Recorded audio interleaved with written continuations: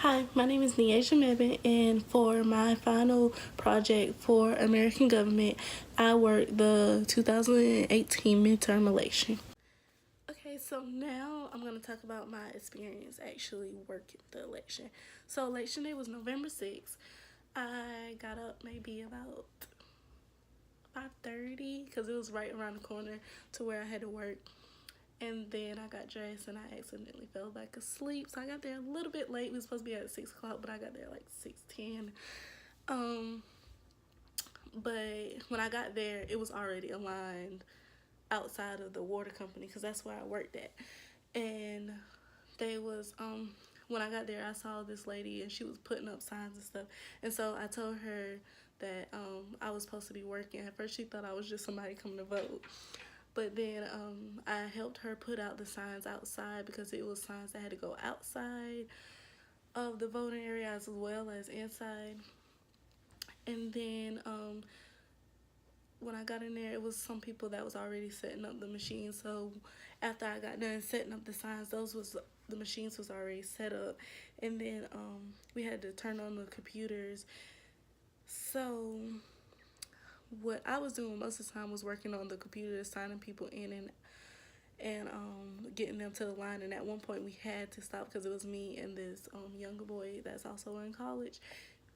And I guess we was going too fast, but we didn't have a lot of machines there. It was probably about 6 or 7 machines that we had, and one kept going out, so we had to keep calling the guy to come fix it.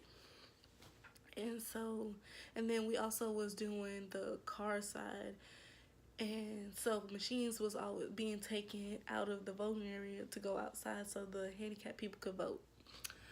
And then but yes, most of the time I was working on the computer, but I did do a little bit of taking people to the actual voting machine, putting it's like a little key that you would put in the machine to get it started.